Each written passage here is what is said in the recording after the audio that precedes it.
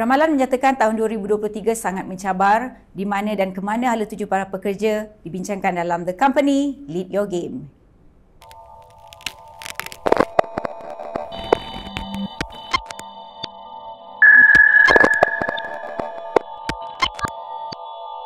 Hai, saya Zamzuri. Kita jumpa dalam The Company, satu rancangan yang membawa isu-isu HR dan latihan untuk membawa syarikat anda ke tahap yang lebih baik. Bersama saya juga, Zaitah Haji Kasim. Dalam tempoh 10 hingga 15 minit, bersama kita tingkatkan productivity, capacity, capability, bukan saja untuk diri sendiri tapi juga organisasi. Lead Your Game, pastikan anda bersama kami.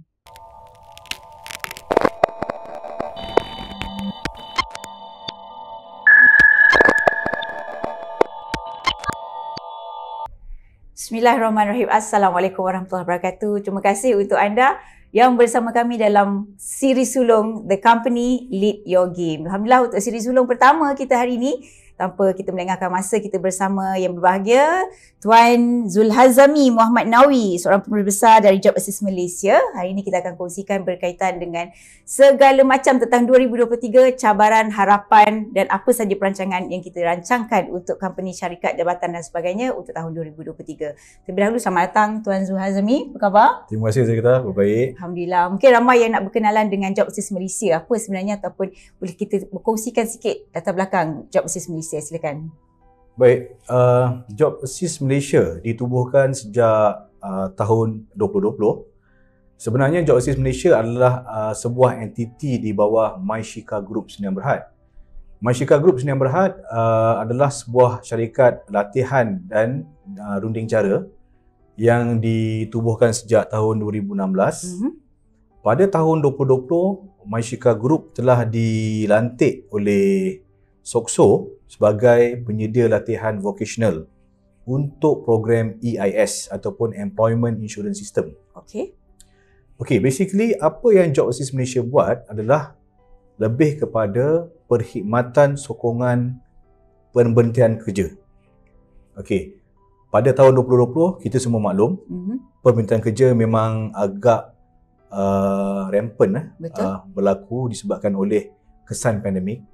Jadi pada waktu itu, apa yang kita buat adalah kita memberi sokongan dari segi menyampaikan maklumat kepada pekerja-pekerja yang terlibat dengan permintaan kerja ini untuk memahami bagaimana cara memohon kemudahan-kemudahan yang disediakan oleh kerajaan dari segi bantuan kewangan. Yang kedua, kami juga menyediakan latihan untuk meningkatkan kemahiran dan akhir sekali kami mengusahakan padanan pekerjaan. Basically itulah Job Assist Malaysia dari segi fungsinya. Okey, memang banyak kebaikan dan juga banyak syarikat saya yakin dan pasti yang memerlukan perkhidmatan dari Job Assist, insya-Allah Tuan Zul ya. Okey, bercakap tentang 2023 dah tak lama dah, dan kita orang kata dah lihat ramalan lah dari sudut industri, dari sudut ekonomi dan sebagainya, nak lagi oleh pemain-pemain besar lah ekonomi, khususnya Amerika, US, Europe dan betul juga China.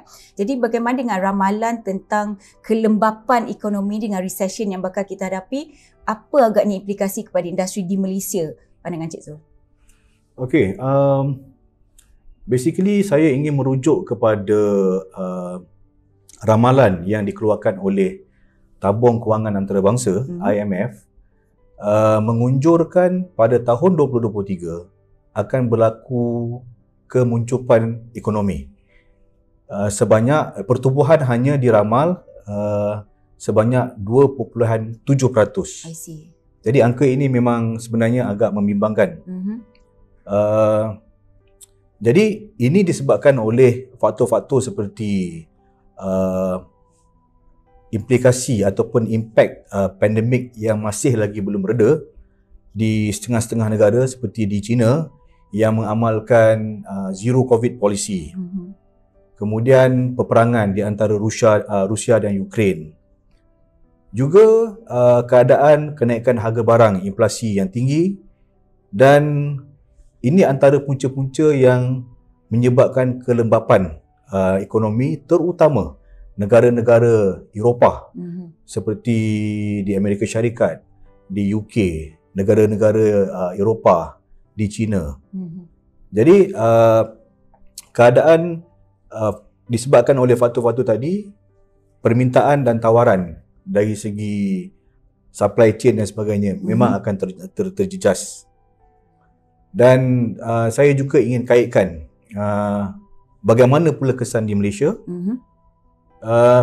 Baru-baru ini pihak Factory Federation of Malaysia, FMM, ada juga telah menyuarakan di dalam website Malaysia, mereka, iaitu dari segi signal, satu signal telah diberikan kepada penghilang-penghilang. Pada penggal pertama dijangka sektor penghilangan perlu bersedia akibat daripada impak pertumbuhan ekonomi dunia yang sangat lembab ini. Ya. 2.7 tinggi. Kita juga dikejutkan di hujung tahun 2022 dengan pemberantasan kerja. Cik Zul sebut tentang pemberantasan kerja.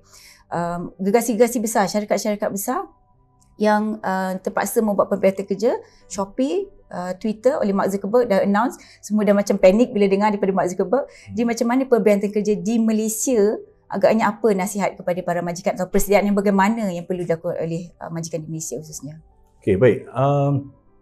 Sebenarnya kesan daripada pertumbuhan yang lembab dunia sebanyak 2.7% itu, kalau di Malaysia dijangkakan pertumbuhan lebih tinggi, iaitu sebanyak 4 ke 5% pada tahun 2023.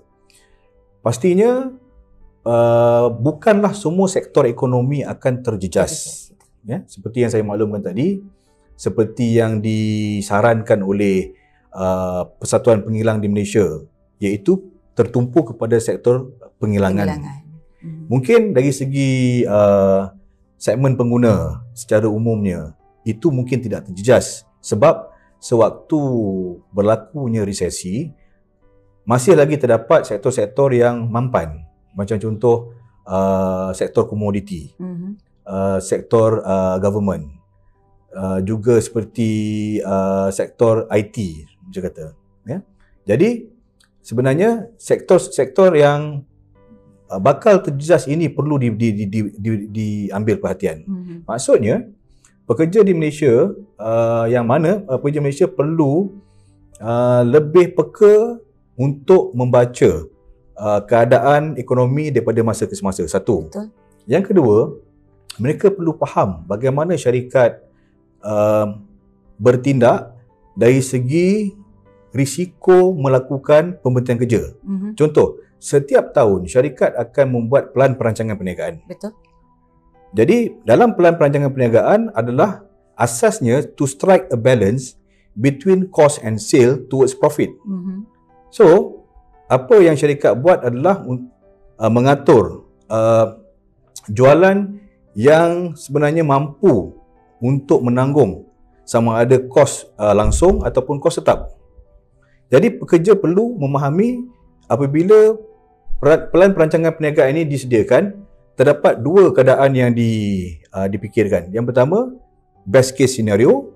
Yang kedua, worst case scenario. Okey. So, best case scenario adalah walaupun keadaan ekonomi yang mencabar, tetapi syarikat tetap akan mencari jalan dari segi bertindak lebih agile dan kreatif. Betul. Supaya jualan itu masih lagi boleh dicapai mengikut sasaran yang ditentukan untuk menyelesaikan dari segi break even cost. Okey. Yang kedua, bila worst case scenario, apabila jualan tidak lagi mampu untuk menanggung kos. Jadi pada waktu itu antara perkara yang boleh dilakukan oleh syarikat untuk memastikan survival syarikat adalah membuat pengecilan operasi syarikat. Betul. Di situlah risiko berlakunya pembentian kerja. Jadi saya menyarankan kepada pekerja-pekerja supaya mula memahami dan membaca tindakan pengurusan daripada masa ke semasa untuk melihat sekiranya syarikat masih lagi produktif, boleh mencapai sasaran jualan, ataupun sudah mula melihat trend di mana sale ataupun kemungkinan mengecilkan operasi syarikat itu berlaku. Ya. Saya suka bila Tuan Zul menyebut tentang agile, company perlu orang kata apa, mengambil kira tentang agility dalam perniagaan kan. Saya kira itu jugalah konsep the company kita hari ni ya. Dengan Lead Your Game banyak sebenarnya panduan dan orang kata apa, perkongsian yang akan lebih banyak kita kongsikan dalam program kita ini. Mungkin nak nampak agak singkat dalam 10 ke 15 minit, tapi insyaAllah dari semasa ke semasa, dari setiap CD dan setiap episod kita akan kongsikan lebih banyak panduan bagaimana nak mengurus agility dan lebih banyak orang kata apa, dalam tahun 2023 inilah macam-macam ni kita kena sediakan kemahiran. Tadi untuk syarikat, untuk majikan, untuk pekerja pula Tuan Zul, kita nak menghadapi 2023 ni ke mana ataupun di mana hala tuju para pekerja yang bakal diberhentikan kelak. Tuan Zul mungkin sedikit nasihat ataupun advice lah. Okey, berdasarkan pengalaman kami pada tahun lepas, apabila kita mendekati pekerja-pekerja yang telah diberhentikan kerja, ramai di antara pekerja yang tidak memahami bahawa pembayaran yang dibuat setiap bulan untuk employment insurance system itu, manfaat-manfaat yang terdapat daripada skim ini kadang-kadang gagal dipahami oleh pekerja. Betul. Jadi apa yang penting di sini ialah pekerja perlu faham bahawa setiap bulan kita mencarum kepada SOCSO. Kalau tengok pada payslip ni, sejak tahun 2018 ada 3 jenis potongan. Sebelum ini 2 saja, EPF dan SOCSO untuk bencana kemalangan. Dan sejak tahun 2018 diperkenalkan satu lagi, iaitu Employment Insurance System. Tapi disebabkan mungkin potong RM2 hingga ke RM8, jadi pekerja-pekerja mungkin tidak ada inisiatif untuk mengambil tahu apakah sebenarnya EIS, apakah kelayakan, manfaat dan bagaimana cara untuk kita mengambil manfaat ini sekiranya kita diberhentikan. Jadi saya menyarankan pada waktu ini pekerja-pekerja di Malaysia mesti mula memahami apa itu EIS. Bercakna Yes, mula cakna dengan apa itu EIS. Tetapi itu lebih kepada sebahagian besar daripada langkah persediaan. Sekiranya syarikat sudah tidak mampu lagi untuk progres dari segi keuntungan, jualan dan sebagainya, dan sekiranya pemberhentian berlaku, maklumat-maklumat bantuan ini perlu difahami. Okey, tak apa Tuan Zul. Saya kira untuk penonton di luar sana juga ada keperluan untuk kita berbicara tentang EIS saja satu episod mungkin. Kita boleh adakan insya-Allah untuk para penonton kita. So jangan ke mana-mana, dalam The Company banyak yang kita kongsikan, sama ada di pihak majikan maupun anda di pihak pekerja. Sama-sama kita tingkatkan kemahiran yang diperlukan di kedua-dua pihak dalam membantu perniagaan anda, dalam untuk anda lead your own game. Kita akhiri di sini untuk siri pertama. Kita jumpa dalam episod akan datang. Untuk sebarang perkongsian, sebarang pemakluman lanjut, boleh lawati laman Facebook The Company, Instagram, website dan juga TikTok The Company. Sehingga kita berjumpa lagi. Terima kasih Tuan Zul. Terima kasih. Assalamualaikum warahmatullahi wabarakatuh.